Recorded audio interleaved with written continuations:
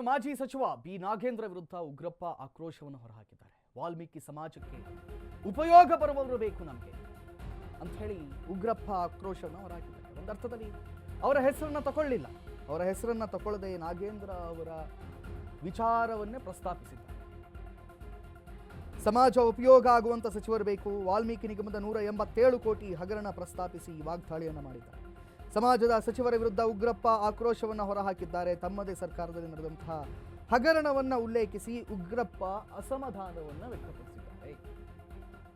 ಆ ಸಮಾಜಕ್ಕಾಗಿ ಏನು ಗ್ರಾಂಟ್ ಆಗಿತ್ತು 187 ಕೋಟಿ, ಅದನ್ನ ಹಗರಣವನ್ನ ಮಾಡಿದ್ದಾರೆ ಅಂತ ಹೇಳಿ ತನ್ನ ಸಮಾಜದ ತನ್ನ ಪಕ್ಷದ ವ್ಯಕ್ತಿಯ ಬಗ್ಗೆ ಪರೋಕ್ಷವಾಗಿ ವಾಗ್ದಾಳಿಯನ್ನು ಉಗ್ರಪ್ಪ ಮಾಡಿದ್ದಾರೆ.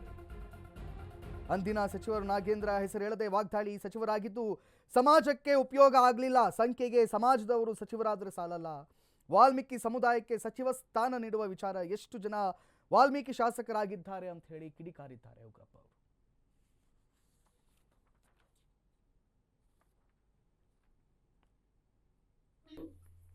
ದಯಮಾಡಿ ನಿಮ್ಮ ಮೂಲಕ ನಮ್ಮ ರಾಜ್ಯದ MLAಗಳಿಗೆ, MLCಗಳಿಗೆ, MP ಗಳಿಗೆ, ಮಂತ್ರಿಗಳಿಗೆ ದಯಮಾಡಿ ಅವರಿಗೆ ಕೈ ಮುಗಿದು ಕೇಳ್ತೇನೆ, ಬರೇ ಸಾಮಾಜಿಕ ನ್ಯಾಯ ಅಂತ ಭಾಷಣ ಹೊಡೆದ್ರೆ ಆಗೋದಿಲ್ಲಪ್ಪ. ಈ ವರ್ಗದ ಜನರ ಸಮಸ್ಯೆಗಳು ಉದ್ಭವ ಆದಾಗ ಬಾಯಿ ಬಿಡುವಂತ ಕೆಲಸ ಮಾಡಿ ಸ್ವಾಮಿ. ಯಾಕಂದ್ರೆ ಅವರು ಓಟ್ ಹಾಕಿಸ್ಕೊಂಡಿದ್ರಿ, ಅವರ ಇದರಿಂದ ರಿಸರ್ವೇಶನ್ ಅಲ್ಲಿ MLAಗಳು, MP ಗಳು, MLCಗಳು ಆಗಿದ್ದೀರಿ. ಯಾರಿಗೂ ಅಧಿಕಾರ ಶಾಶ್ವತ ಅಲ್ಲ. ಶಾಶ್ವತ ಆಗೋದು ಯಾವ ವರ್ಗಕ್ಕೆ ಏನು ಮಾಡಿದ್ದೀವಿ ಅನ್ನೋದ್ರ ದಯಮಾಡಿ ನಾನು ವಿಷಯ ಕೇಳಲಿಕ್ಕೆ ಬಯಸ್ತೇನೆ. ದಯಮಾಡಿ ನಿಮ್ಮ ಮೂಲಕ ನಮ್ಮ ರಾಜ್ಯದ MLAಗಳಿಗೆ, MLCಗಳಿಗೆ, MP ಗಳಿಗೆ, ಮಂತ್ರಿಗಳಿಗೆ ದಯಮಾಡಿ ಅವರಿಗೆ ಕೈ ಮುಗಿದು ಕೇಳ್ತೇನೆ, ಬರೇ ಸಾಮಾಜಿಕ ನ್ಯಾಯ ಅಂತ ಭಾಷಣ ಹೊಡೆದ್ರೆ ಆಗೋದಿಲ್ಲಪ್ಪ.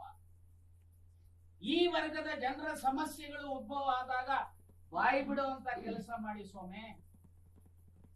ಯಾಕಂದ್ರೆ ಅವರು ಓಟ್ ಹಾಕಿಸ್ಕೊಂಡಿದ್ರಿ, ಅವರ ಇದರಿಂದ ರಿಸರ್ವೇಶನ್ ಅಲ್ಲಿ MLAಗಳು, MP ಗಳು, MLCಗಳು ಆಗಿದ್ದೀರಿ. ಯಾರಿಗೂ ಅಧಿಕಾರ ಶಾಶ್ವತ ಅಲ್ಲ. ಶಾಶ್ವತ ಆಗೋದು ಯಾವ ವರ್ಗಕ್ಕೆ ಏನು ಮಾಡಿದ್ದೀವಿ ಅನ್ನೋದ್ರ ದಯಮಾಡಿ ನಾನು ವಿಷಯ ಕೇಳಲಿಕ್ಕೆ ಬಯಸ್ತೇನೆ. ದಯಮಾಡಿ ನಿಮ್ಮ ಮೂಲಕ ನಮ್ಮ ರಾಜ್ಯದ MLAಗಳಿಗೆ, MLCಗಳಿಗೆ, MP ಗಳಿಗೆ, ಮಂತ್ರಿಗಳಿಗೆ ದಯಮಾಡಿ ಅವರಿಗೆ ಕೈ ಮುಗಿದು ಕೇಳ್ತೇನೆ, ಬರೇ ಸಾಮಾಜಿಕ ನ್ಯಾಯ ಅಂತ